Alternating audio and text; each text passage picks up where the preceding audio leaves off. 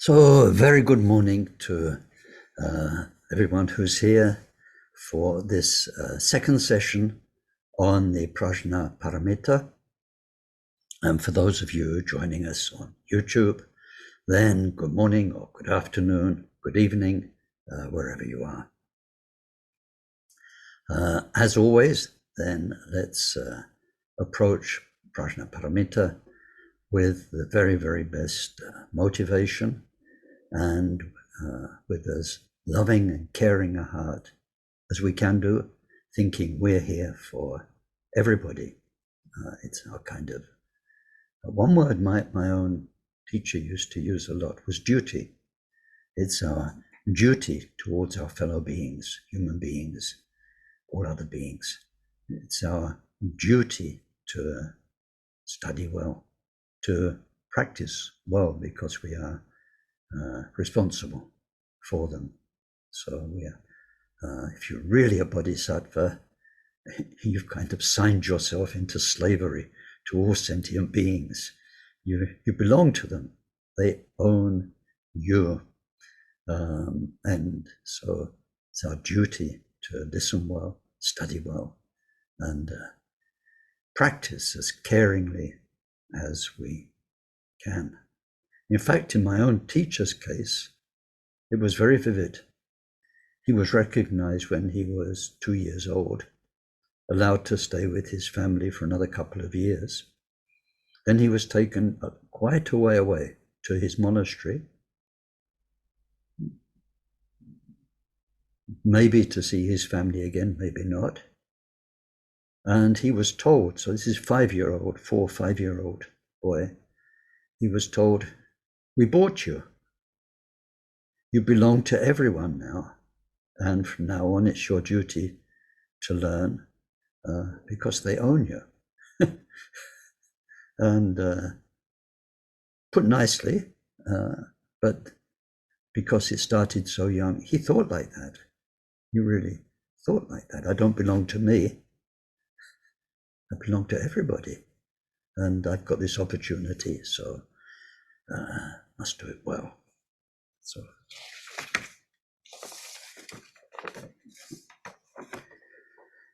we take refuge in the Buddha, in the Dharma, and in the community of most noble minds. From this moment on, until we reach the very heart of enlightenment, through the practice of generosity and all 6 transcendent virtues, may we reach total awakening and every enlightened quality to be able to truly help sentient beings so lost in samsara. May each and every being be well. May they live long, be healthy, be well provided for, and have good friends. Find respect. May they live in places of peace and plenty, and most of all, may they practice Dharma. May they each create the causes for those good things to be their wealth in future lives. May they be free from suffering and from creating causes of future suffering. May they discover the natural, sacred well-being totally beyond suffering and attain great equanimity, free of closeness or distance from anyone. Deyata shame shamavate shameta shatru Om kuri mare jite karota keyore Tajovati oloyane bishuda nemale Malapanaye kukure kaka grase grasana Om mukhi paramukhi amukhi shamdawane sawa graha bandhanane negri hitva Sava bhava pravadina vimukta marapasha savitva buddha mudra Om nudgatita sava mare butsarita parishuddhe biga shantu sava marakamam.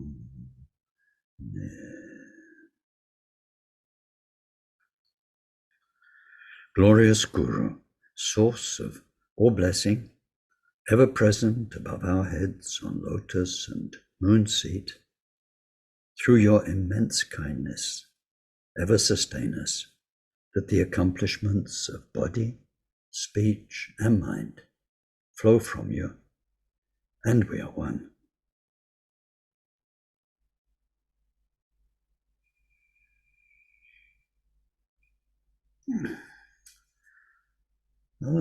Last week was a general introduction. It was historical. It was to do with texts, because what are we doing? We are studying. I'm talking, you're listening. It's words, it's ideas, and those ideas are based on the text. The Prajnaparamita texts are very important. They define Mahayana Buddhism, which is based on them. And so when it comes to texts, I find it very useful to understand, and that's what we did last week, the role of texts and ideas in Buddha Dharma. So we saw that there were no texts for the first couple of 100 years after the Buddha. In the time of the Buddha, people weren't writing down his teachings. Nobody. It was all an oral transmission as far as the ideas and the sutras were concerned. It was a practice tradition more than anything else. People meditated. That's the whole point. They left everything to meditate, to practice, to work on their minds. And then writing came into India, it came into Buddhism, and so we looked a little bit at that and how, because of writing, then Abhidharma became very strong. This analysis of the Buddha's teaching and the writing of books analyzing the Buddha's teaching, some of them very big. And so people started studying Dharma in a different way than just memorizing the actual discourses of the Buddha. They had a science where they put things together. When the Buddha spoke about something, a bit here, a bit there, a bit somewhere else, all of that's put together. So you have everything the Buddha said, or the main things the Buddha said on that topic.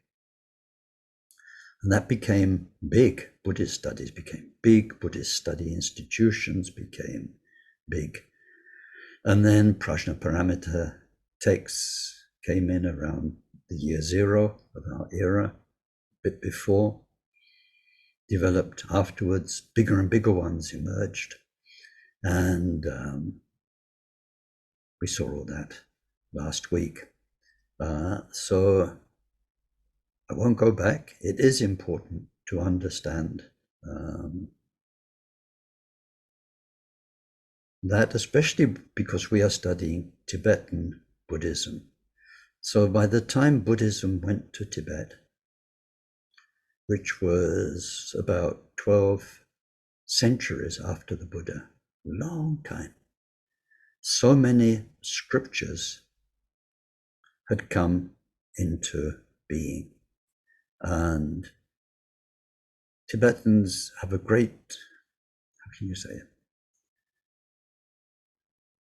They're good at single-minded mentality. They're very, very good at faith. And so all of the scriptures that came to Tibet from China, from India, were accepted as, I think we'd say in English, as gospel, as absolutely what the Buddha said, the Buddha's teaching. There was no question of, was this really the Buddha's teaching? Was this a later invention or anything like that? So everything, all the scriptures were sacred. And these days, through our research, our knowledge of history and so on, it doesn't look like that at all. And that's an interesting topic. It's not our topic. But you remember I shared something about the earliest text we have manuscript texts from Asia, which is also a Buddhist text, which were these fragments on birch bark. And they were already, some of them, to do with Prajnaparamita, which is our topic. And the problem, well, not problem, but the situation is that people put a lot of value in texts, and especially when it comes to historical research. And the problem was that texts didn't survive because they were written on organic material.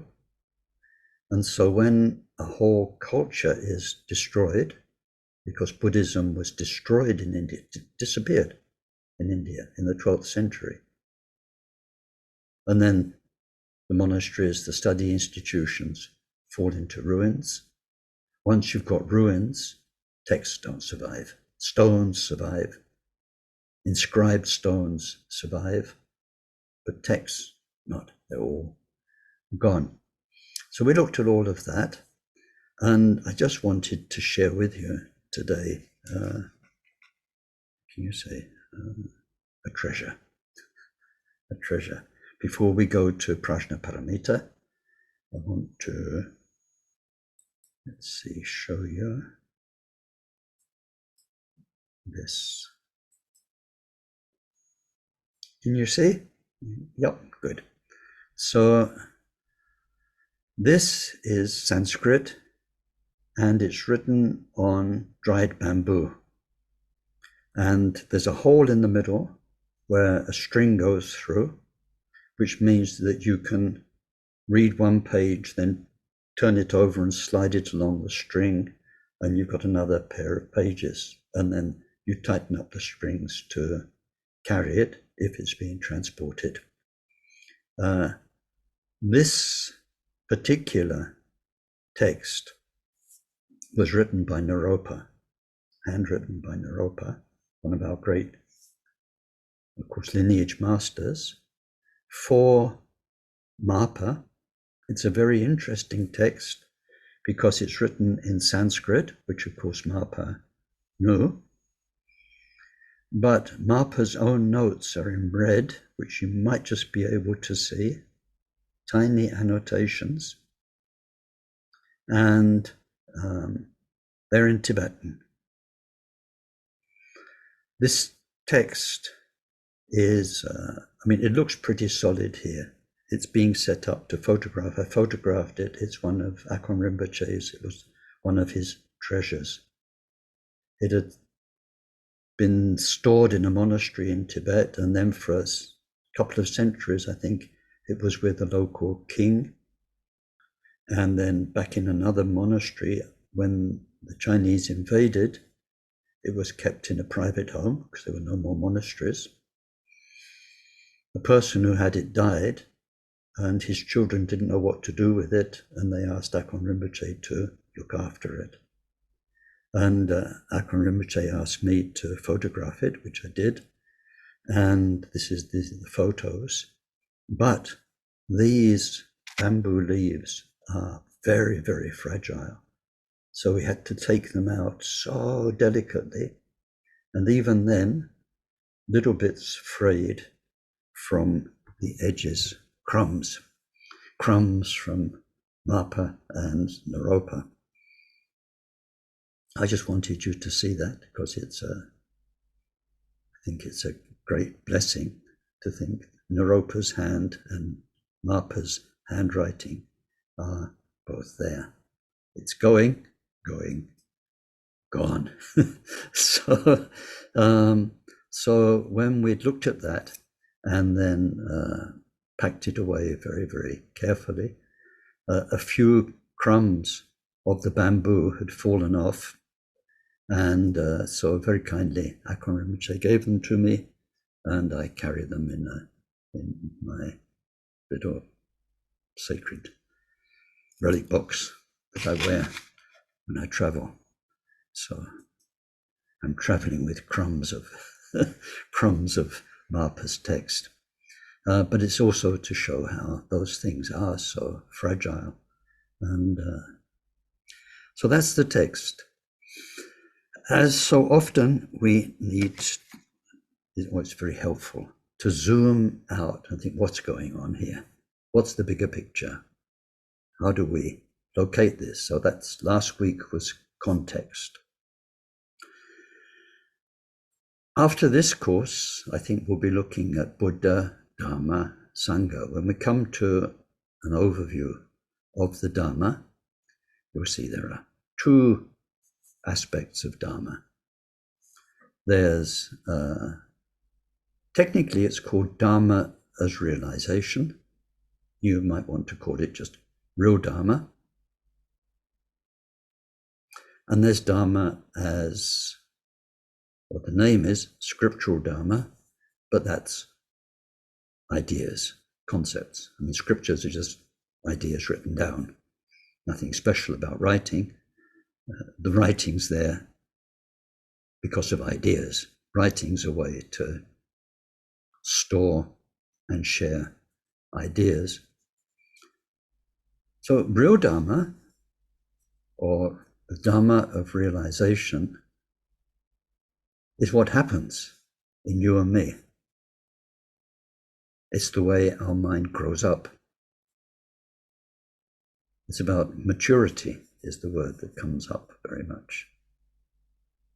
As I mentioned last week, that's private. You can't really share it with anyone. And even though you're in the same place, the same world, somehow you perceive it in a wiser way, a kinder way, a more gentle way, a more peaceful way.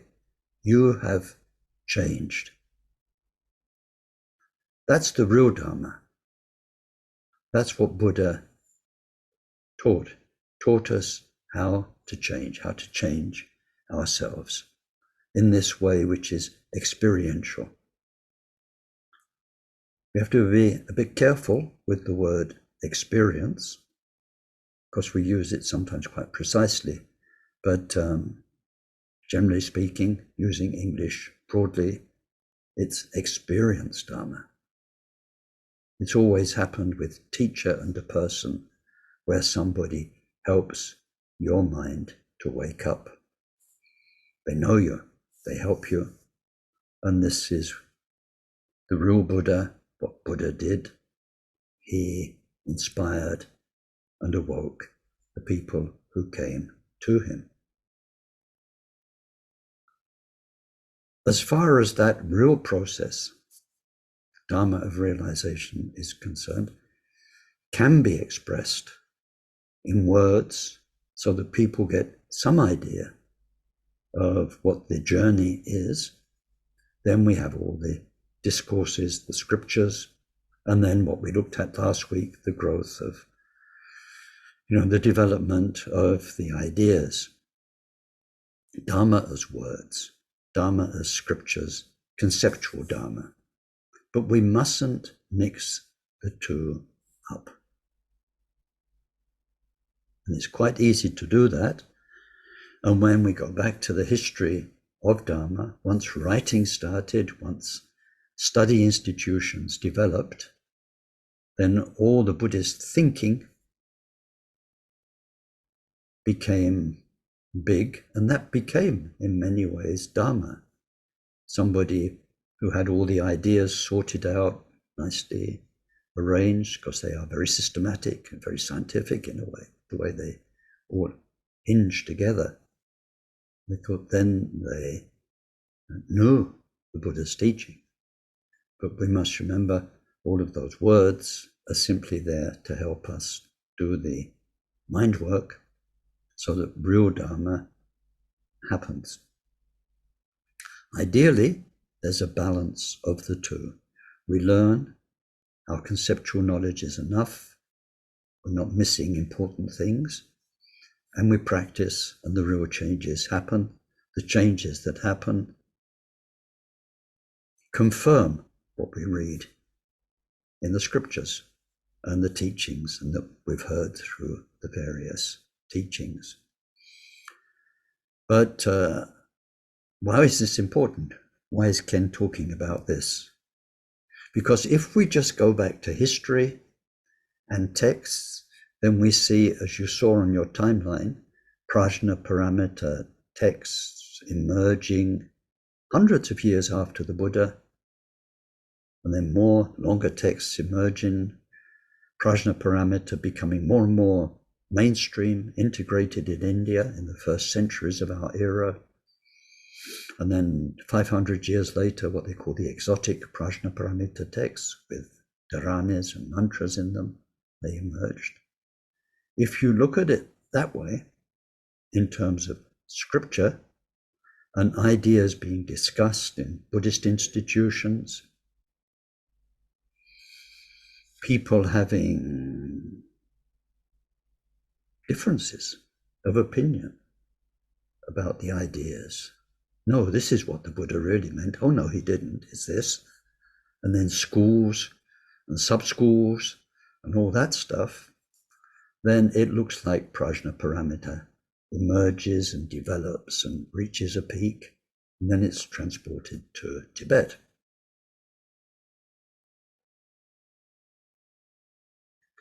So we're zooming out. It is so simple. We ask the question, so did Buddha have Prajnaparamita? Paramita, the excellence, the transcendence of best wisdom. But of course he did. Otherwise he wouldn't be Buddha. Buddha isn't his name. It's not like Fred or George. Buddha's a title. It means the most wise, the most awakened, the most free. And if Mr. Shakyamuni wasn't the most free, wasn't the most wise, then he wouldn't be Buddha. Somebody else who was wiser, then we call them Buddha, because Buddha means best, the most. The most. That's what the Sanskrit root Bud means. So of course Buddha had best wisdom. How could he not? How could he not? And what do we want? We don't want to study texts. Maybe we need to do some. But what do you want? You want best wisdom.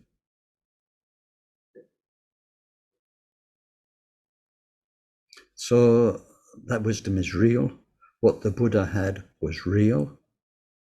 It would be ridiculous to think that it was lost when he died, when he went into Nirvana. Of course, it was transmitted to many people. And because of the very nature of deepest wisdom, which is a state of mind's total clarity,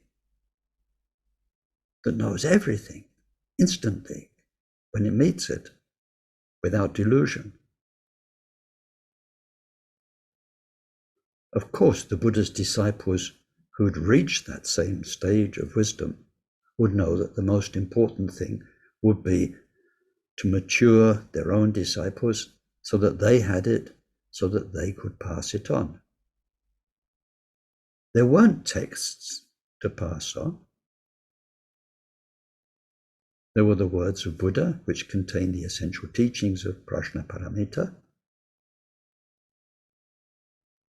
But of course, the realization, the real Dharma, the Dharma of realization of Prajnaparamita must have existed from the time of Buddha and from then onwards. So what happens in texts, in scholarity, in popularity, popular Buddhism in India is one thing, but Prajnaparamita itself is real wisdom. So that's kind of to finish off what I was trying to share with you last week. And then today we have to now sort of work page by page through Gampopa's teaching. And we have some important basic Prajnaparamita topics to look at today. So, as with all the previous paramitas, the structure of this chapter, sorry, I'm just getting a keyboard because I need to swap screens here.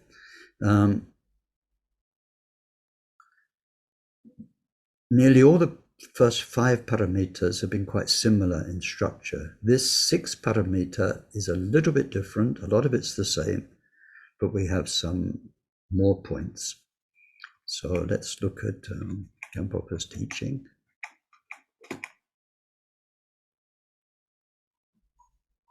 So what we're going to look at, and if you're on the support document, this is the Prajnaparamita support document based on module 14 of the study course, which I sent to you.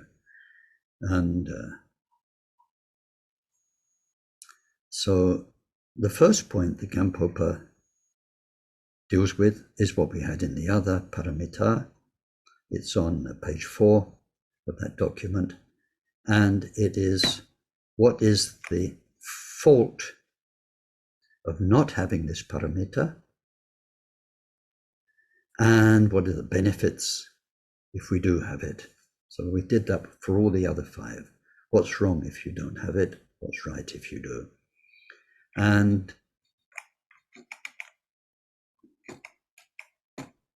so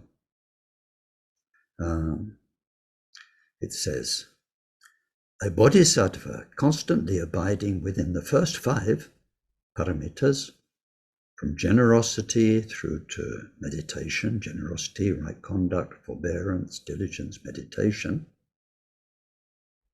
yet lacking the 6th paramita of wisdom, will never attain the state of omniscience.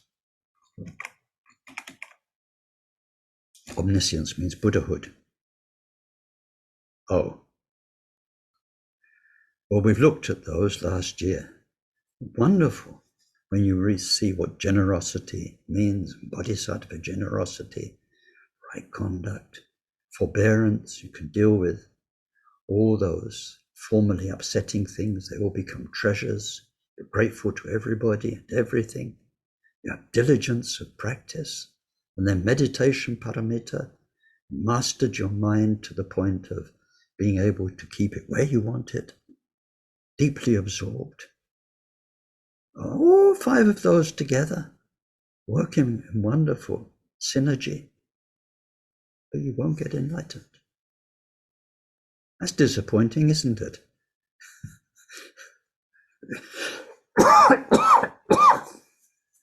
No matter how much, how well. So each of those, and we saw this as we went along. Sometimes I emphasized it more than others when we went through the paramitas individually. But at the end, we saw how to make it great through jhana, prajna, and dedication, how to make it pure through voidness and compassion. All those together really make the wisdom part. So without those, they are not what we really mean by paramita, which would take you beyond, which would take you to enlightenment. They only paramita when your act of generosity, your act of right conduct, forbearance, and so on, is accompanied by prajna, wisdom. So in this chapter, we're seeing what is that wisdom. But without the wisdom, you can be the most generous person in the universe. Your conduct can be so pure. Your mind can be so strong and serene. You can cope with anything through forbearance. And you have meditation skills, hundreds of them. But only the moments when there is the wakefulness of wisdom, non-duality, non-triplicity, shunyata, voidness. Only those moments are actually getting you out of samsara forever, are actually transcendent. So that's one thing we need to be very aware of. He says, why is this? The first 5 paramita are like a group of blind people without a guide. And so they can't journey to the city they wish to visit. So one from the condensed Prajnaparamita, it says, text, how could even 1 trillion blind people ever reach the city without a guide and them not knowing the way? Without wisdom to show them the way, the 5 eyeless paramita are without a guide and unable to reach enlightenment. So here we come to this analogy, and very important. First, and we'll have more quotes about it in the next lines, but the first 5 paramita are compared to legs, or your ability to move, basically. We're going somewhere. We're going to a state of liberation, perfect mind. So we need to move along the path. What moves us along the path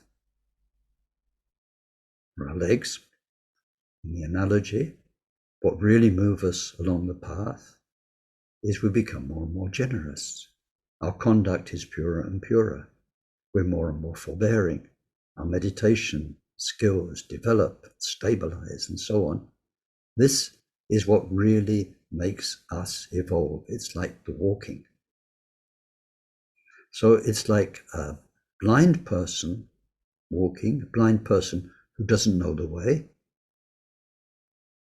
It's different. There are blind people, if they know the way, they can travel amazingly.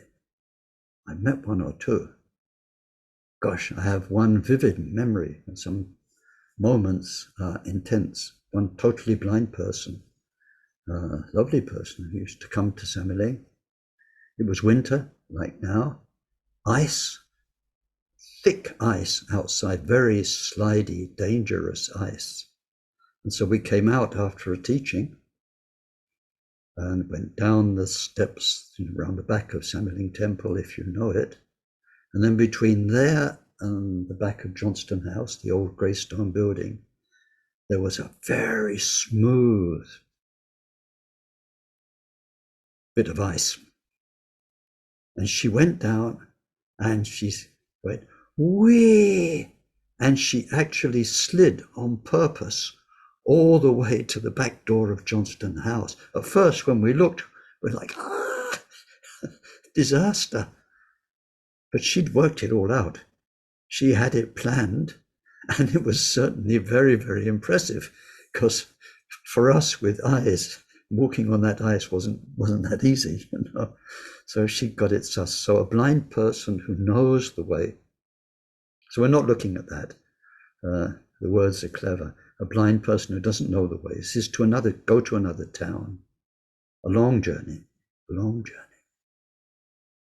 Blind person who doesn't know the way can make lots of efforts with they can walk for hundreds of kilometers, but if they can't see where they're going, they can walk around in circles, end up where you started, going completely the wrong direction, go away from where you're meant to be going. So all of our good is the word, all of our good efforts, our virtue through the first 5 paramita, if it doesn't understand what enlightenment is, this purity of being, this wisdom of the mind, and to understand that all those 5 are basically there for that, then the 5 just simply each have their own power. Like the power, a blind person can have very strong body, very strong legs. They can walk a lot. So the power of our virtue from the first 5 paramita will make us what? a marvelous samsara in the future. But we won't get out of the ignorance that makes samsara. This is it. Behind samsara is karma. Why did we make the karma? Because of the mind poisons. Why did we have the mind poisons? The anger, the desire? Because of ignorance. Wisdom is the opposite of ignorance. Wisdom shows us where we're going, why we are being generous. Why are you being generous? You're never going to solve the world's poverty. Nobody did. Buddha didn't. Buddha didn't solve the world's poverty forever. Why bother? Why? I mean, besides the basic urge to be good and help people and kind, but deep down, it's part of our way. And we've seen in the paramita of generosity, the point isn't to give stuff or your time to other people. The point is to give up your ego, because ego is behind suffering. See, that's wisdom. It's part of the wisdom that's needed to guide the paramita of generosity. So this analogy is important. It says, on the contrary, when bodhisattvas possess wisdom, all the wholesome aspects of virtue, that's the first 5 paramitas, are transformed. They become part of the path to Buddhahood. And then Buddhahood will be attained, omniscience. It's like a crowd of blind people being led by a guide. So it says from the very famous text, Entering the Middle Way, just as the whole group of blind persons are easily led to the place of their choice by one sighted person, so similarly are the poor-sighted qualities led to victory by wisdom.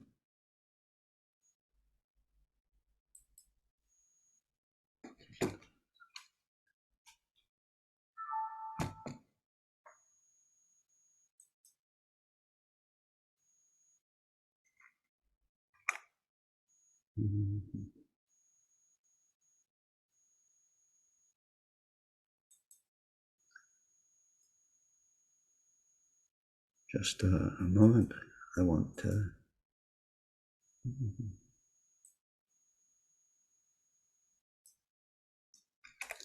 help somebody who's trying to get into our teachings.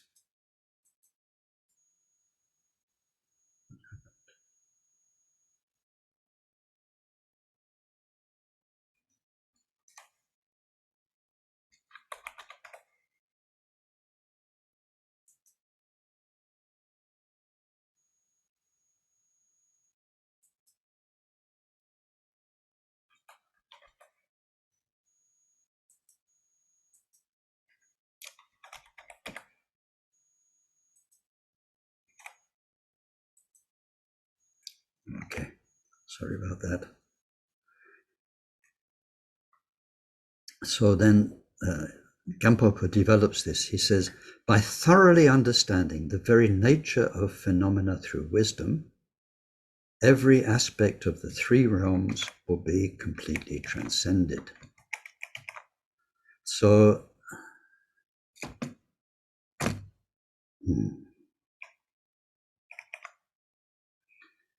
by thoroughly understanding,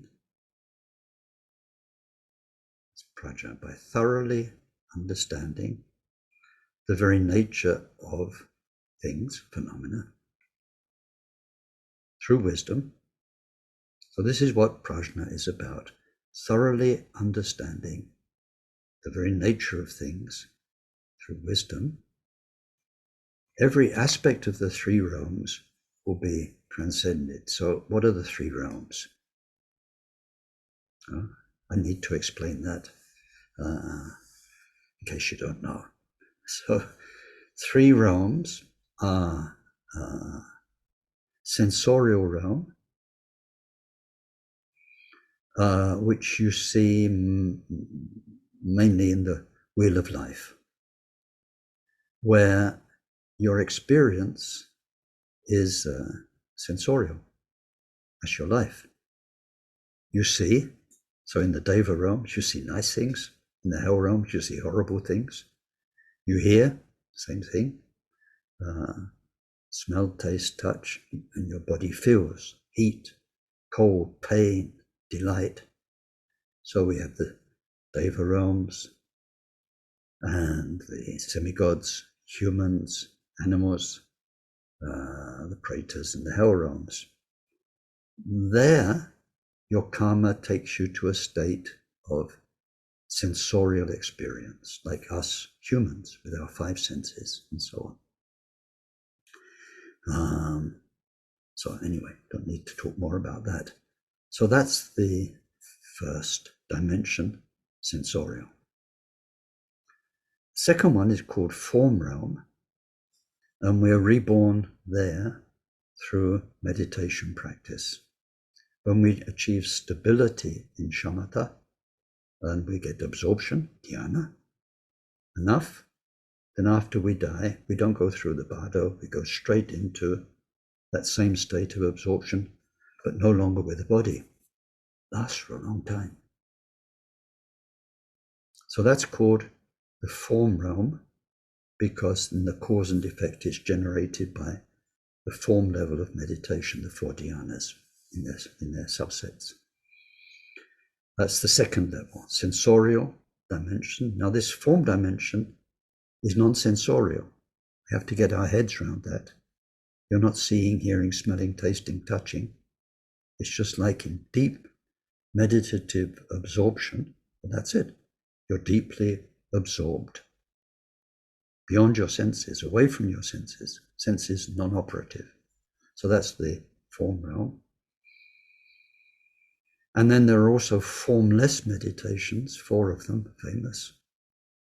If we stabilize those in our life, then we get reborn in the formless absorptions through the power of karma. If the power of meditation isn't channeled into a Dharma path, that's the natural consequence of meditation, karma, cause and effect. So it says, if we thoroughly understand the very nature of things, whatever that means. Not you've read books about it, that's the Dharma of words. Not that you can quote all sorts of fancy things about clarity and all the rest of it, blah, blah, blah. When you really understand your experience, your realization, the nature of things, then you will go completely beyond those 3 dimensions, including form and formless realm, deep states of meditative absorption, which is not where we're going. We're going to become Buddhas. So we need that wisdom that thoroughly understands the nature of things. So it says, well, Gampopa continues, if that's the case, if that knowing the truth about everything liberates all 3 levels of samsara, then we might consider that wisdom alone is enough, and that skillful means, the first 5 paramita, are not needed. This is not the case. The Lamp for the Path to Enlightenment, Atisha's text, says, now, this is important. This is one to memorize. In today's teaching, this one is a big something to retain from today's teaching.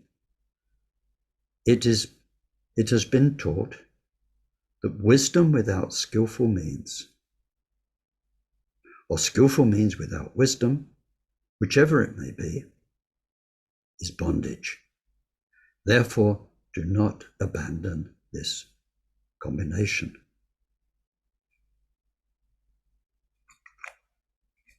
Wisdom alone, without the first 5 paramitas, bondage, handcuffs, chains, tied up, tied down. Wisdom without the first 5 paramitas is not really wisdom, it's knowledge, but anyway, let's call it wisdom. Prajnaparamita, blah, blah, blah, blah, blah, blah, blah, and all the ideas. Without the power of being kind, being generous, being pure in your conduct, being able to take the slings and arrows of outrageous life and all of that. Just the wisdom without the power of the first 5 is bondage. Not just not so good or not terrific, bondage. You are tied up. You're handcuffed. You're in prison. But then the other way around, no matter how good you are and pure and generous and all those other things, without the wisdom, it's bondage. So Gampopa is telling us why. A bodhisattva who resorts to wisdom without the skillful means will fall into the partial nirvana, which is considered to be peace by the Shravakas, and thereby become utterly bound up, never reaching the Buddha's non-abiding nirvana. So, important terminology. This first section of Gampopa is a lot of important, perhaps for you, new terminology. Nirvana is the term we use. Nirvana is a negative term. It doesn't tell us something, it tells us what's not. It means no more suffering. Nirvana simply means no more suffering. It doesn't tell us what's there. It's like if you've had a flu or a cold. You say, it's finished now, I've got over it. There's no more flu, there's no more cold. It doesn't tell you how you are. It tells you what you've not got anymore. Nirvana is linguistically a negative term. It means suffering's finished. So now we get here 2 nirvanas. There's what the Shravakas, Vajnayana, think is, or consider to be nirvana. They have gone into a state of total peace.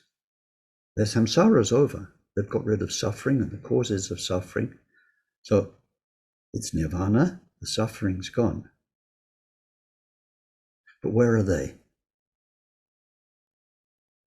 They're in a state of very sublime, unbroken absorption. Highest level of the 4th dhyana. They think that's it. They think that's what Buddha intended. They've achieved it. They're arhats. So we call that nirvana, or nirvana with a little n, or lesser nirvana. It's called abiding nirvana because it abides in a state of absorption. They are parked in the whole scheme of things, the entire universe of experience.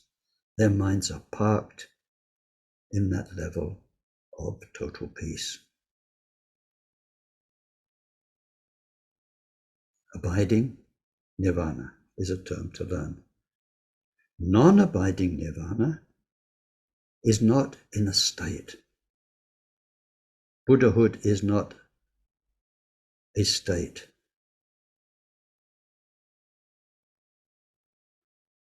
There's so much in these pages. I mean, to develop them, I don't have time. The terminology is so important, but we need to understand what it means. Non-abiding nirvana. So the Buddha's nirvana is not a state, as opposed to other states.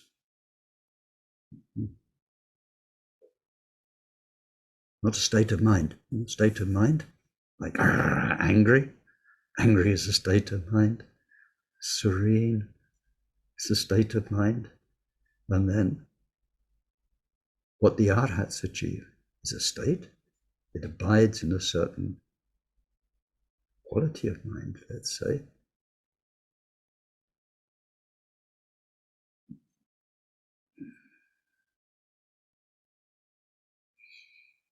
Buddha's mind is not a state, non-abiding nirvana. But of course it's nirvana, the suffering's finished.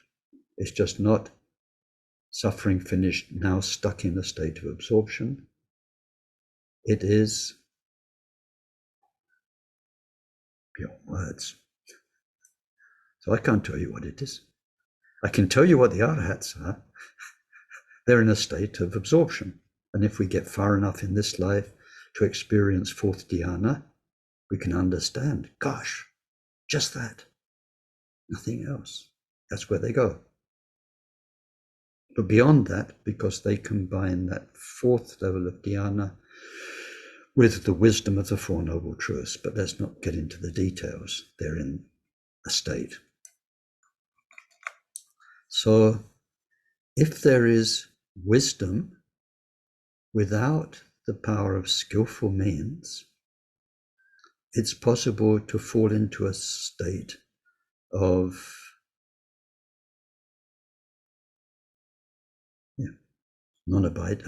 abiding nirvana. Now, I don't know if it's worth going into the next bit. It says, according to the theory of the three jhanas, three levels of capacity, the mind will be bound to that condition forever. According to the theory of a single jhana, it will be bound to that state for 80,000 major eons or kalpas. I can't take a poll and I can't take a hands up for the couple of hundred people who are going to watch this on YouTube. Are you interested in this or not? But if the three jhanas, Shravaka jhana, Pracheka Buddha jhana, Mahayana, if they are separate, then they are paths. People do what they do, they practice the means of that path, and they end up at the end. And the end is forever if there are three separate jhanas. So the Shravakas go their way, they end up in the fourth dhyana with some wisdom. The Prajeka Buddhas go their way, they end up fourth dhyana with much, much more wisdom. Mahayana Bodhisattvas go the Bodhisattva way, and they end up as Buddhas. If there are three separate jhanas, that's it. Like three separate railway lines. End up three places. You do this to your mind for so many lifetimes, that's where you end up. You do that to your mind, Prajeka Buddha way, that's where you end up. You do this to your mind, Bodhisattva way, you end up Buddha. According to some of the famous later Mahayana sutras, there is only one jhana. So it's like three railway lines that in the end all go to one place. So in the theory of one jhana, the Shravakas, the Prajeka Buddhas, Bodhisattvas, we're all on the way to Buddhahood. It's just there is a best way, shortest way, longer way, and a very, very, very long way. But they all end up there. So when we read more about that, it says that those Shravakas that are in their fourth dhyana, endless peace, who think that's it, they've achieved nirvana, nothing more to achieve. All of a sudden it says within their meditation, Buddha appears, body, speech and mind, like in our prayer. They see the Buddha's body of light, they hear the Buddha's speech, which all the power of Dharma, and they feel the Buddha's blissful presence. And they hear Buddha saying, "Oh monk, your work is not yet done. Oh monk, your journey is not yet over." Bit of a shock. Bit of a shock. But because they've done all that work, they have no more cause for samsara, then they can go quickly. In the case of the Prajnaparamita Buddhas, very quickly. Very quickly. So we would study all of that in other topics, but it's just to say there is the idea of the three yanas separate, and the idea of the one yana where those three gradually all in their own way end up in Buddhahood. But either way, remember the point here. If there's a whole concentration on wisdom without working on the goodness of the first 5 paramitas, we can end up stuck in a very beautiful, clear mind state, but you won't become Buddha. What's wrong with that? Well, if you become Buddha, you'll be helping many, many other beings, and you'll be following the bodhisattva path. You'll be what we are promised to be. Good friends, servants for all beings. If we just concentrate on the wisdom without developing the kindness, the goodness, the service of the first 5 paramitas, we will go into a very wise state that's bondage. It's not like having a self, a persona, but it is, in its own way, self-centered, if you think about it. You're not of use to everybody else. So we must be careful not to let that happen, not to be seduced by the words of wisdom, all those lovely terms, voidness, emptiness, doesn't exist, clarity, bliss, blah, blah, blah, all of that. And get locked into that world without the power of the first 5 paramitas. But then if we look at the other side, if we practice skillful means, the first 5 paramitas without wisdom, then we'll never get out of samsara. We'll be bound to samsara. We'll have the best samsara possible, but there will always be rebirth, aging, sickness, and death. And it's like a fire. Karma makes results, but then the results run out. You need to keep feeding the fire. We need to be practicing goodness and goodness and goodness and goodness, life after life, and forbearance and meditation, to keep the nice existence, the pleasant existence, the best of samsara going. Very hard. Rebirth's a whole story. It scares me to death. Look, I'm old, I'm going to die. I have to start all over again. So even if I've got good karma and it's going to be good circumstances, I'm not looking forward to it. I say this often, but it's so true. I don't want to go back to school. I don't want to be a teenager again. I don't want to go through all of that. To what? With a bit of luck to get back to here. And then die again. I want out. I want out. And this process of rebirth is precarious. It's bondage. It's bondage. So when we say bodhisattva, it means somebody who's determined to become Buddha. Please don't confuse it with a good person. And when we see somebody who's very kind, very wonderful person, we say, well, that's a true bodhisattva. It isn't. It's a very good person. It's a very kind person. It's a wonderful human being. But a bodhisattva is determined to avoid both types of bondage. Bondage to samsara through lack of wisdom, and bondage to a state of personal clarity and peace through the bondage of not enough skillful means and wisdom. This is a very important point. All of our path, now those of you who are in the Kaju path, practicing the foundations and so on, it's all focused around Vajradhara, Dorje Chang. What's Dorje Chang? He's holding Vajra and the bell, wisdom and skillful means. The bell's wisdom, Vajra's skillful means. The point of having these together. And then in the more erotic imagery, where they're yabyum, so fused together. We need these to imbalance. So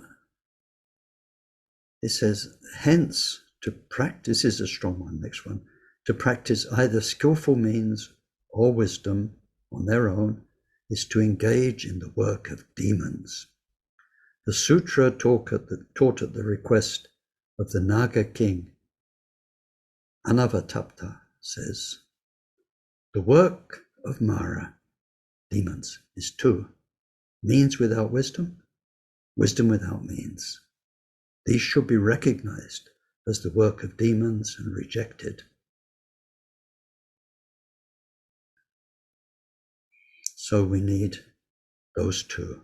We need the legs that walk the path, the energy, the power of the first 5 paramitas, and then we need the wisdom of Prajnaparamita. So far, so good. Then let's take that one step further. Okay. We need Prajnaparamita. Now, the word is wisdom. And we mustn't confuse it with knowledge. Knowledge is knowledge. It's knowing facts, ideas, and also the knowledge of experience. We have knowledge of things through experience. Knowledge. But wisdom means you are wise. If we look more closely, you cannot cultivate wisdom without the first 5 paramitas.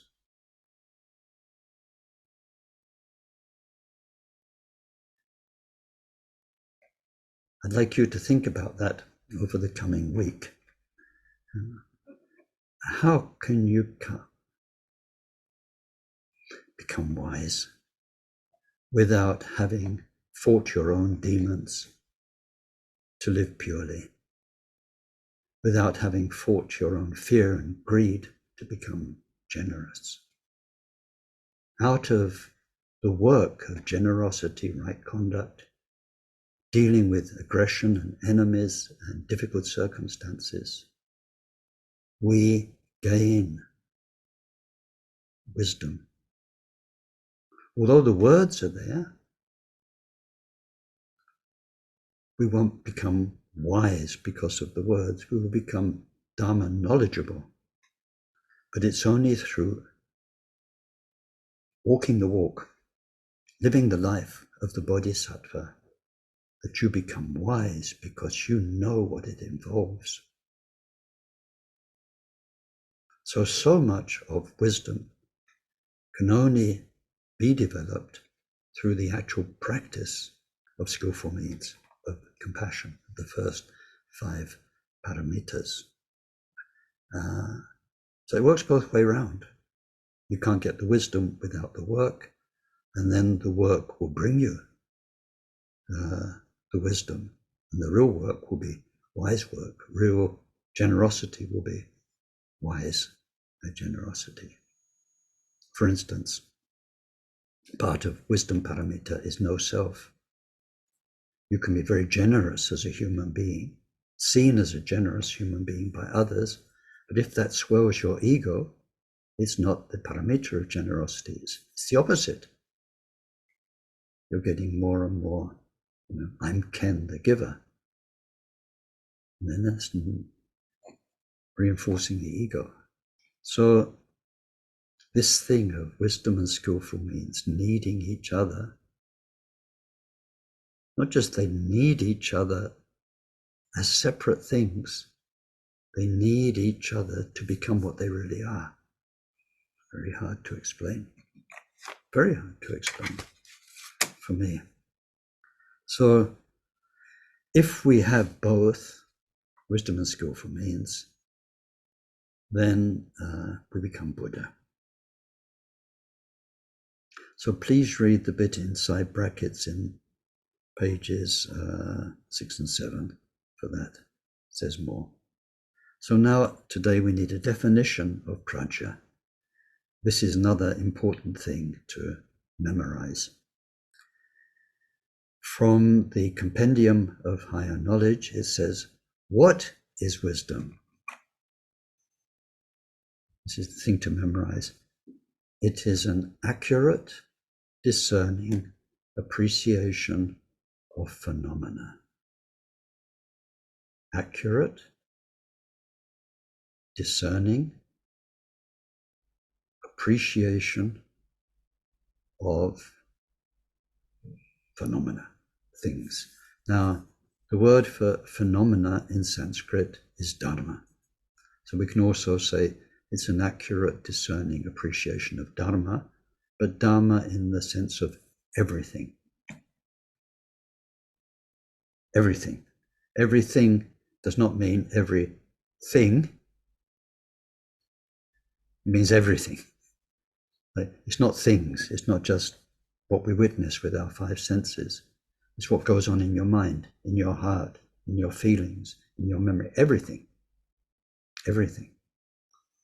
So it is accurate, is the first word. Accurate means it's not mistaken. There's no mistake.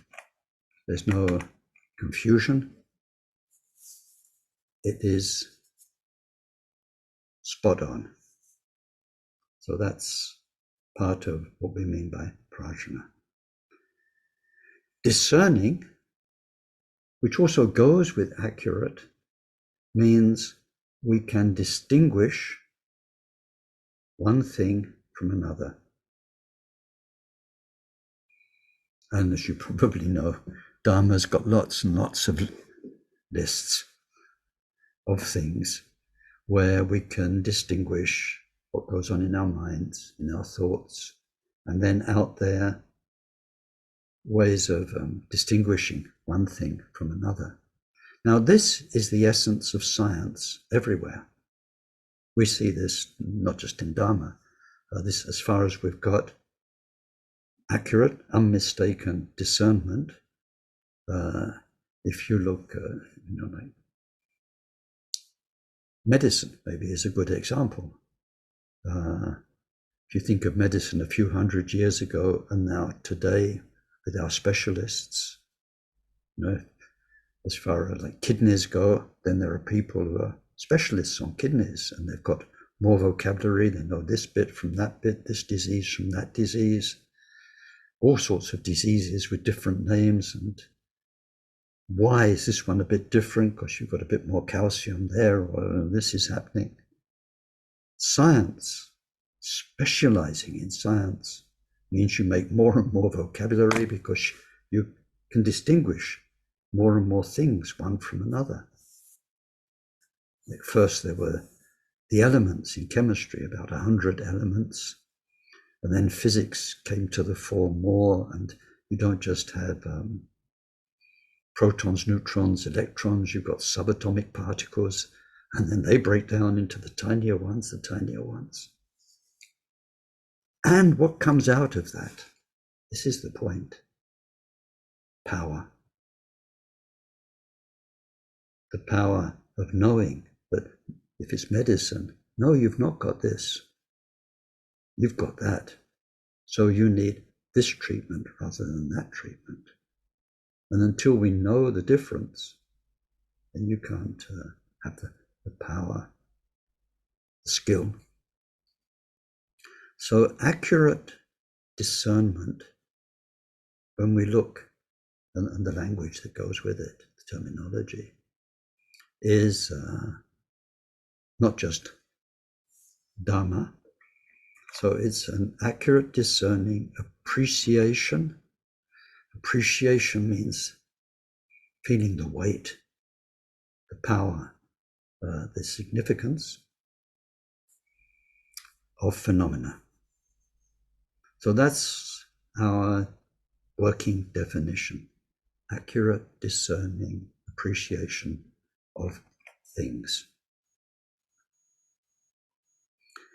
Now, as in the previous chapters on the paramitas, we have different aspects of prajna, and there are three. There is worldly wisdom, lesser transcendent wisdom, and best transcendent wisdom. Worldly wisdom, well, we've got time. It comes from the 4 domains of knowledge. So sometimes we have 4, they're called the 4 worldly fields of knowledge. Sometimes we have 5. What are they? They are the science of healing, logic, linguistics, and creative skill. So those 4, if we change the order, in many translations, creative skill you will find translated as arts and crafts. Arts and crafts, you know how to do things. You're a clever human being. You can do things with materials. But in Buddhist terms, it means so much more. The first field of knowledge is about cause and effect, basically. What makes things happen? If this is a result, how can you make that result happen? It's to observe causality. Here we're looking at worldly knowledge, so we're mainly looking at things, material world, and to know what's going on in terms of causality. Then the second worldly science, healing, is how can you change the causal processes in the world when they're unpleasant. Healing. You only heal when there's suffering. So how can we change? How can we interfere with the processes? So if somebody is like physical illness, then because they're eating this or they're behaving in a certain way or whatever it is, they are getting unwell. How can we interfere? Change what they're doing, what they're eating, their behavior? Or if this is happening chemically in their body, how can we put stuff in, pills, medicines? Or most violently, how can we cut them open and do something drastic to change the process of cause and effect which is happening? And then in the most simple way, Taisitupa, when he explains these 4 sciences, 4 worldly sciences, he says in the most simple way, cause and effect is that winter comes, the temperatures drop, and you're colder. You understand what's going on. Second science, you put on more clothes. You put on warm clothes, warm coat. We've healed or changed the causal conditions. And then there's linguistics. This is how we can talk about all of this, like I've been doing the past hour or more. Language, written language, terminology, to describe how things work and how things can be changed, how we can communicate with each other. And then logic. Science, we would say these days. Logic. The ordering. And really the logic comes first, the way we order our knowledge of creation and healing. And once there is the logic of it, then we can express that through language. When we look at the Buddhist universities like Nalanda, they taught 5 because they added Dharma as a 5th topic. But here we're looking at worldly knowledge.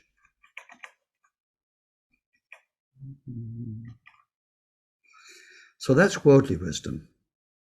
Then we have lesser transcendent wisdom. So what does transcendent mean? It means rise above. Transcend means to rise above. How do we get out of samsara?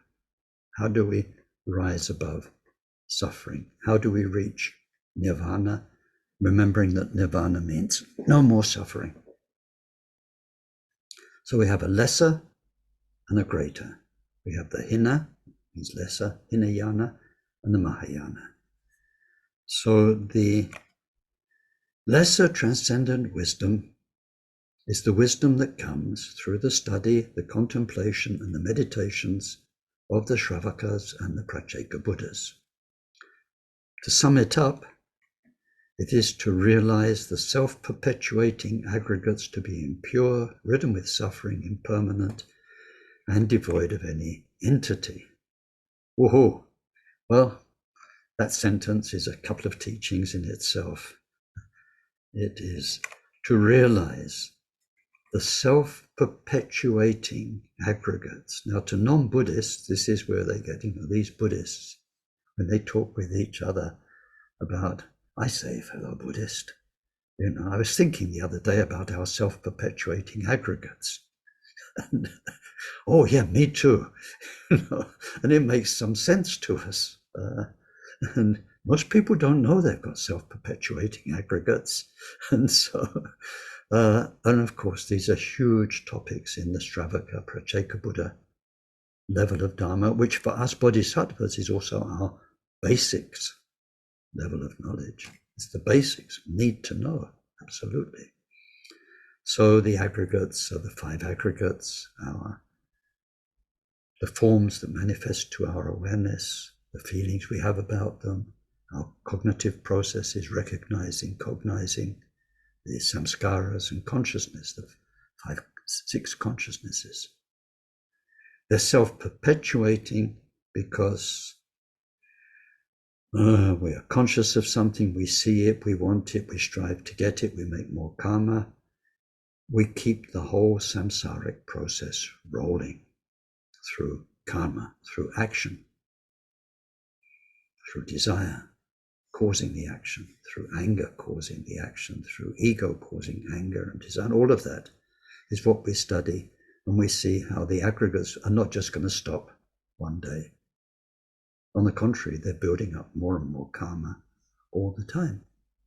So self-perpetuating. But they are aggregates. And I keep looking at the clock. There's so much to cover, but never mind. Why are the Shravakas and Pratyeka Buddhas so concerned with the self-perpetuating aggregates? It's because they cause suffering. And, now what does he say? They are impure. They are ridden with suffering. They cause suffering. They are impermanent and devoid of any entity. So the wisdom is realizing that what we are just now, our feelings, our thoughts, our cognitive processes, our consciousness processes will keep us in samsara. They're impermanent. They're not pure. There's a basic dirtiness about them, and let's say, that is only seen when you do transcend. They are primitive, they are ugly, and so on. They're impure, they're impermanent, none of it lasts. It's so incredibly impermanent, changing all the time. But the main point about the aggregates is that there is no one self. Self, one fixed persona, a human soul, an Atman, a fixed entity. We are this stream of ever-changing, self-perpetuating aggregates. That's the main point. By really exploring that and becoming wise, prajna, becoming wise about it, then that's how the Shravakas and Pratyeka Buddhas get out of their suffering. They see this fixed idea of me is why we want. I need, I must have. There's this projection of I. And we can change that, because it's just a thought. They see it's not fixed. If we had a fixed self, then we'd be desiring forever. That fixed self would always want and always need. They see it's not like that. You can psych yourself into another state. I don't want that. I don't. So the first one is, I must have my croissants for breakfast, otherwise the day's ruined. I can't face the day without croissants. And we can psych ourselves into the opposite state. Croissants? Ah, yeah, duh. No, don't talk to me about croissants. Gosh. There's no fixed self that needs or does not need croissants, or all the other things. They realize that there is no fixed self. And nearly all of this prajna teachings of Shravakas, Pratyeka Buddhas, and bodhisattvas is all about this. There is no fixed entity. That's it. If you got it, you don't need to carry on with these teachings. There is no fixed entity. Simple as that. In people, in things, nothing is. Everything's changing, impermanent. These five aggregates in the flow of consciousness. Nothing fixed. And the whole point of all the prajna teachings, of all the three levels that the Buddha gave, is about that. Why? Where we need to go back to history. Because at the time of Buddha, people are people. A lot of people don't bother thinking about life or why we're here or what's going on or any of that. But amongst those who did, amongst the religions and the beliefs at the Buddha's time, and then later on, as Dharma developed in India and with the writing and the ideas also developed in other faiths of India that we call Hinduism, but they were very, very different from each other. In nearly all of them, there's the idea of something fixed. And in particular, a fixed self, or our higher self, or a cosmic self, God, Brahma, Ishvara, a big, forget about us and you and me. And there's a really big self up there, God, depending which one you believe in, blue, white, Brahma, Ishvara, wrathful, peaceful. But there's a really big fixed entity. There's the cosmos. Or even when it gets much more subtle and it's not a somebody, but there's a cosmic something that's doing everything. Purusha, and so on. All these ideas are about a fixed entity. And that's why everything's happening. That's why we're bothering as human beings to become wise. Why? Why are you? Why am I me? Why am I going through what I'm going through? Why are they going through what they're going through?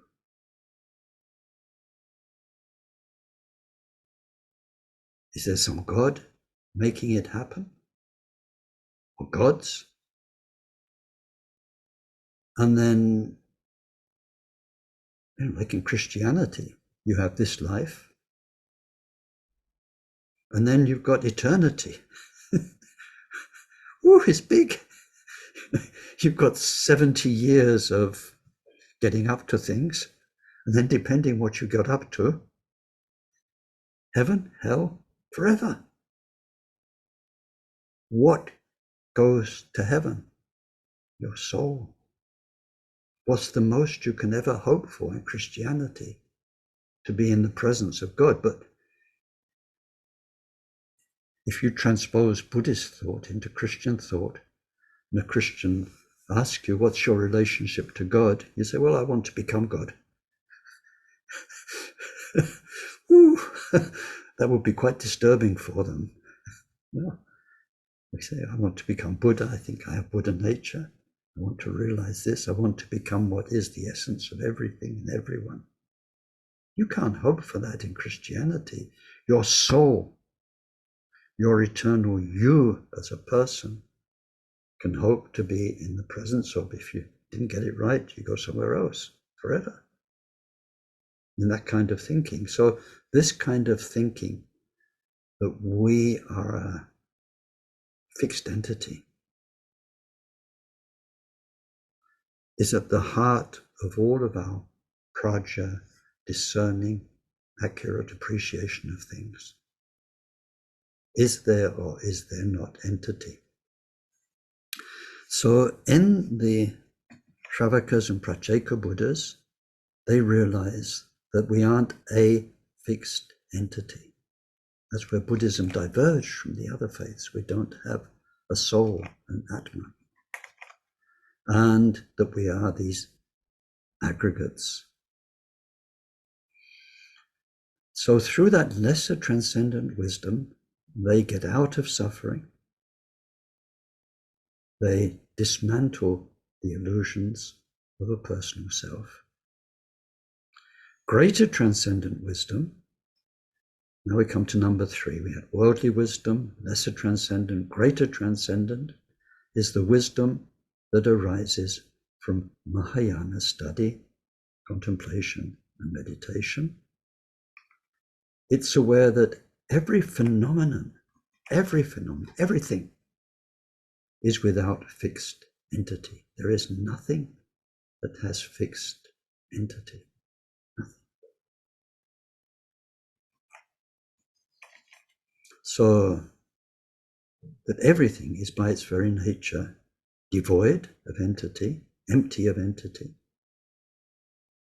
unarisen or unborn, without foundation and without root. So for us in our bodhisattva path, today we've been introduced to wisdom, and now in these last few minutes we've seen for bodhisattvas the main point. What is wisdom there for? Is to show us that everything is devoid of own entity,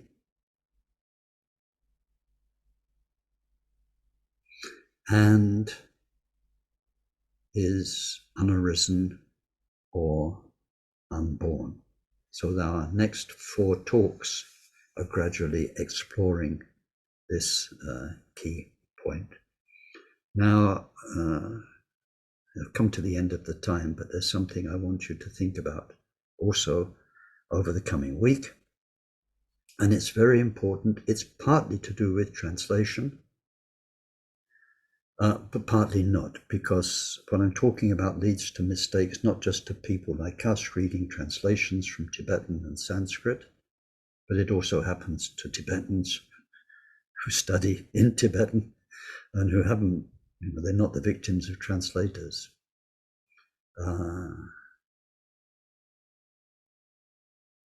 All this will be about existence. Does someone exist? Does something exist? And then a lot of it's about what we discover, the answer doesn't exist. Person doesn't exist, persona doesn't exist, self doesn't exist. Things don't exist. It's going to be all about that. But what you need to know, and that we've had in many of our courses together, will be very familiar to some of you, is what this word exists means and what it doesn't mean.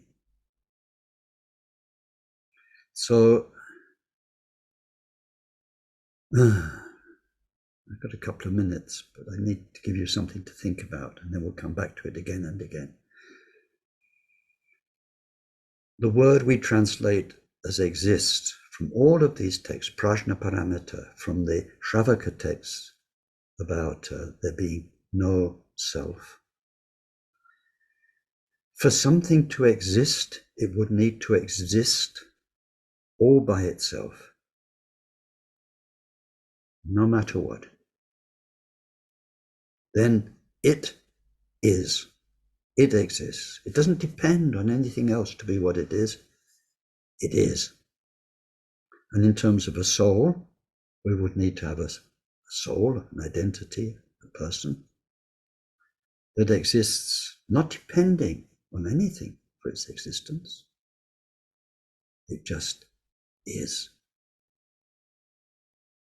So at the time of Buddha and afterwards in India, the religions, the philosophies, they're based on the idea of is, exists. Something, a God, or a state of immanence, possibility in the universe that is. Some of it's quite subtle, some of it's very close to Buddhism. But it's the idea that something is, it exists in its own right. So we'll see how nothing and no one exists independently in their own right. We'll see how everything and everyone exists dependently, interdependently. So when all of those teachings say there is no self, it doesn't exist, it doesn't mean it doesn't exist. It means it doesn't exist in that sense of exist, independently, all by itself, not depending on anything else to be what it is. That isn't. Nobody ever found it. And all of the teachings are to show us how and why. But it does not mean you don't exist. And you'll find, excuse me saying it, but ignorant Tibetan lamas who will make light and they'll say, but anyway, you don't exist. I don't exist. And I mean, if they say that, punch them on the nose, or shut them up. I mean, take them away somewhere to learn. Buddha never taught that. Never. When he taught things don't exist. And you see silly Buddhists who say, well, anyway, it doesn't exist. They haven't understood a thing about prajna. Of course things exist. Of course beings exist. But they exist changingly, interdependently. This is the whole point. It's why Buddha taught karma, cause and effect. And why karma, cause and effect is the real teaching of the Buddha. Because it shows us how we exist. But in there, we can find nothing that's fixed, that's independent, that's lasting. So whenever you see that word exist in Buddhist texts, or you hear Buddhists talking, or Buddhist teachers, you need to add something. You need to add comma independently, forever, something like that. But to think that Buddha taught we don't exist in the English sense of the word, or that things don't exist as we perceive them, like as though there's nothing there. Buddha didn't teach nothingness. That's nihilism. Buddha taught that things only exist. Well, then that's the interesting bit. That's the really interesting bit. The world that you perceive and I perceive, is it as real as it seems to be? What is it? And the me that I feel to be me, what is it?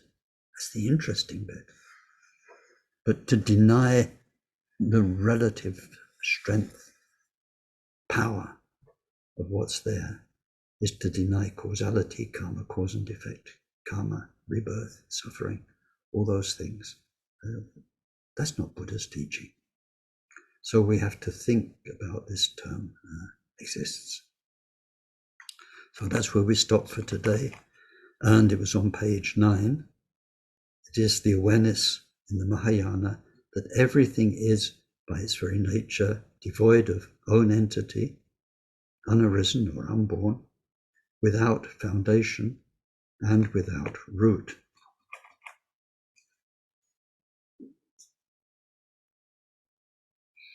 So our next 4 teachings are about exploring this.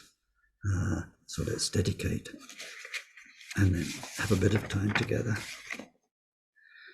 May whatever virtue was created by this session contribute to the state of omniscience being attained, by the main enemy, mind's defilements, being completely defeated.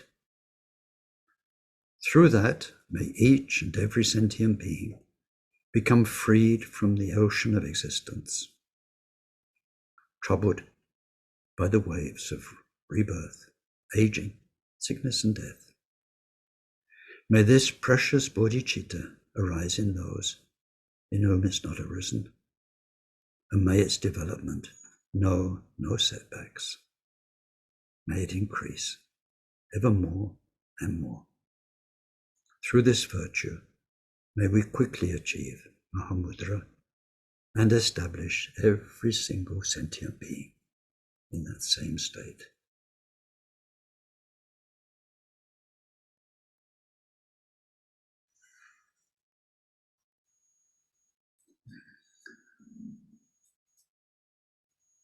Thank you. So, hello, a quick welcome to those I didn't see at the beginning. I can see quite a few of you, so hello. And then if you've got any comments or any questions, please do. Sorry it was a long talk, but we needed to go at least that far today.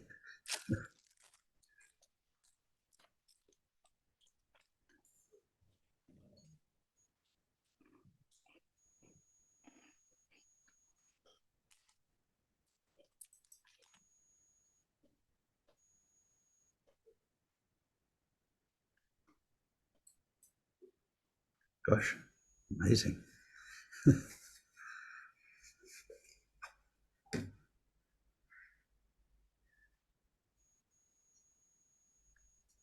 There's a very funny old French film, black and white.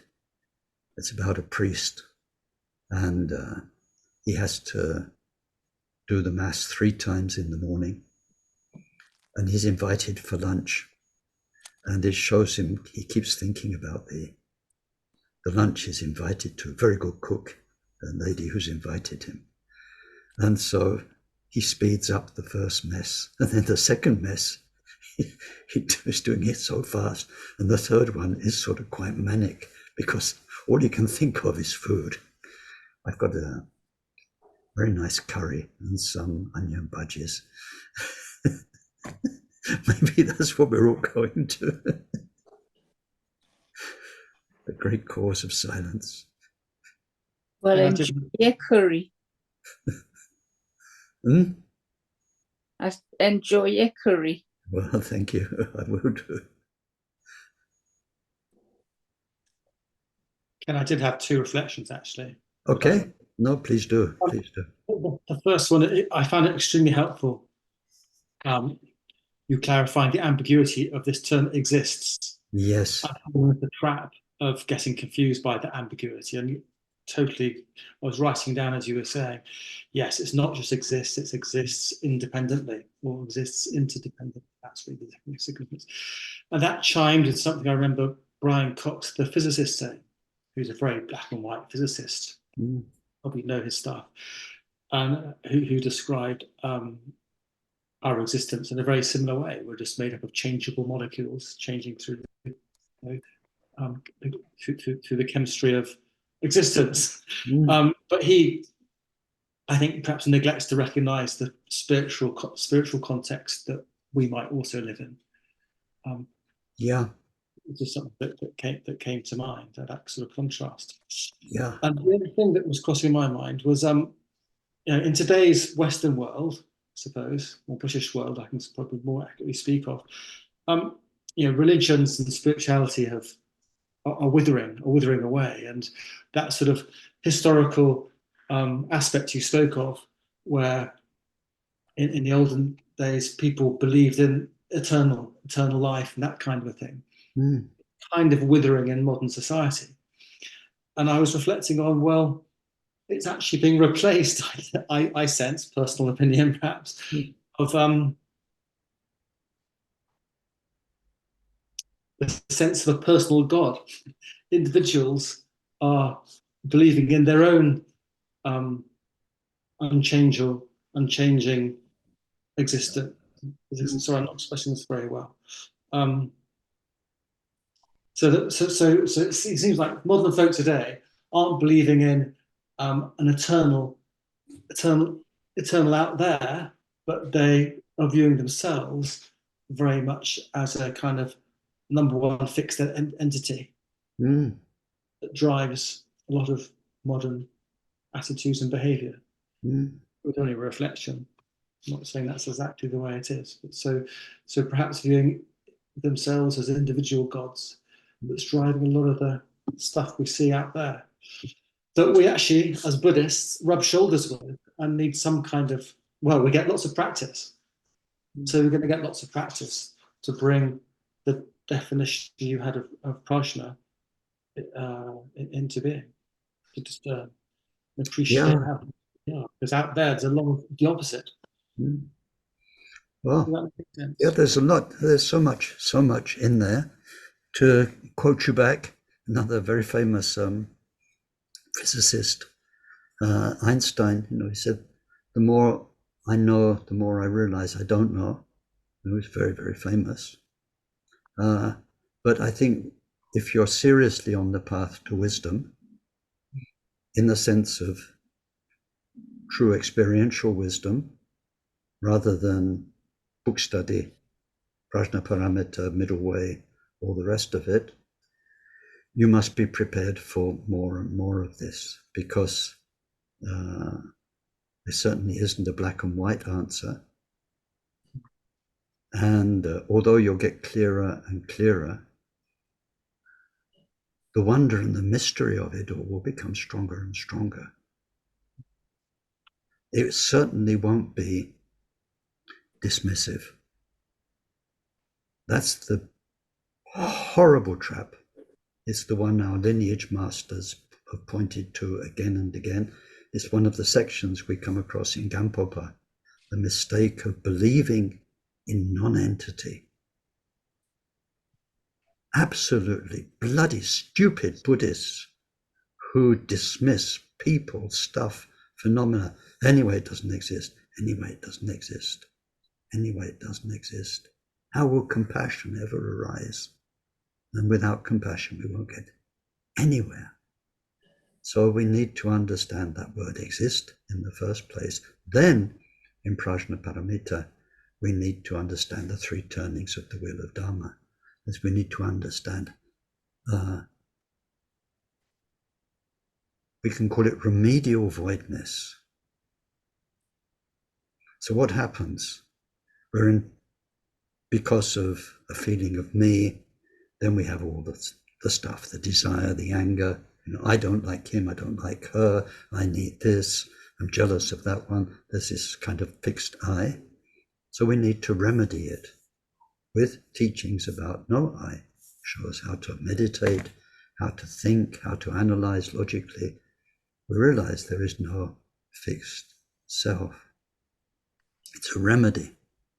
It's a remedy to having a fixed idea of self. But then if the remedy gets too much, then you're not locked up in an idea of me, me, me anymore, but you're locked up in an idea of no me, no me, no me, no me anymore. You're locked up in an idea, basically. A definition of yourself as I don't exist. Stop thinking me, Ken, you don't exist. So now I'm a me, beating myself up because I thought me, and I'm going to the chemist. No, I'm not going to the chemist.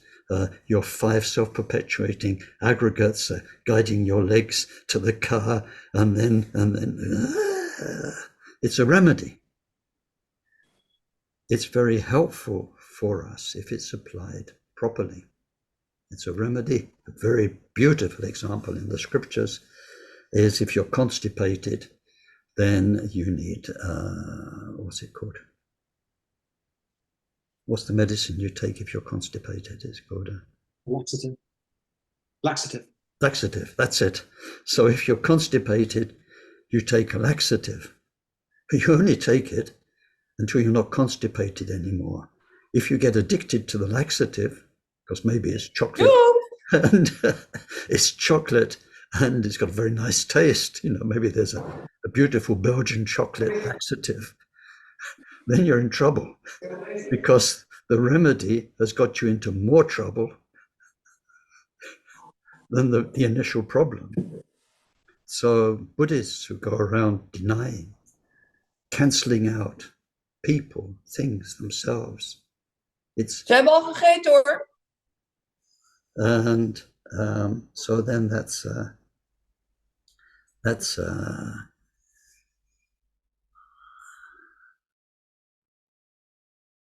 it's just not right. It's not right. So we need to realize that many of the teachings of the first turning and the second turning, they're remedial. The first turning, remedial for our ideas of self. Second one for our ideas of the universe out there, and things in general, the way things work. But those are remedies that need to be applied. But if they take away, you say, the bigger picture,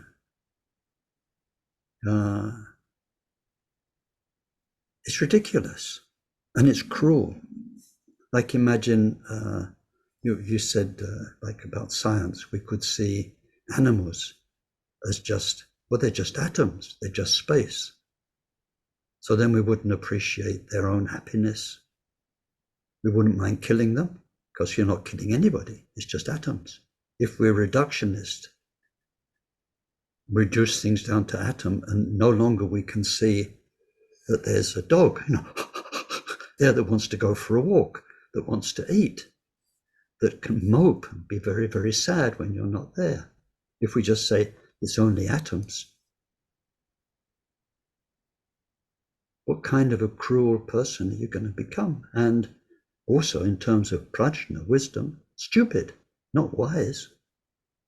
So although we can use reductionist ideas like the 5 self-perpetuating aggregates, or in Mahayana, the way we can break down fixed ideas that cause us problems, we must realize that a remedy is a remedy, but it's not wisdom in itself, it's a remedy. So the first turning, second turning are remedial shunyata, they're remedial voidness, they're remedial prajna, wisdom. But and they're helpful. They're helpful. But we shouldn't lose the bigger picture of ourselves, because we're on a long journey to liberation. We become wonderful beings in this universe, light for others, a source of goodness, inspiration. We're on that journey. So we need to not cancel out the bodhisattva wish with voidness teachings. Bodhisattvas don't exist.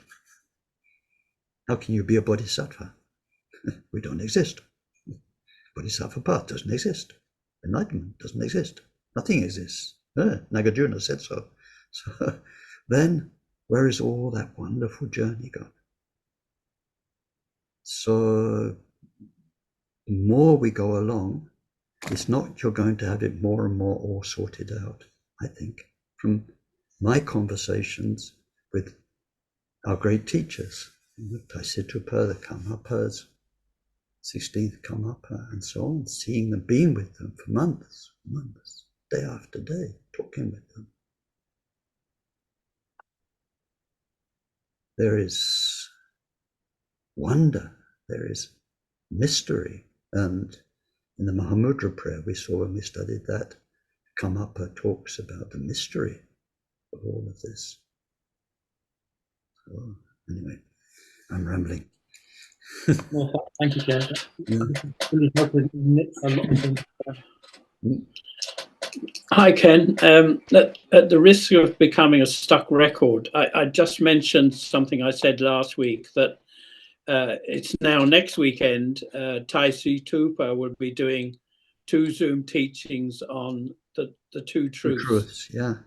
Absolute truth and relative truth. So anybody interested, if they look at kagyu.org, or if they Google Taisitrupa, the 2 truths, they'd be able to see where to register for the course.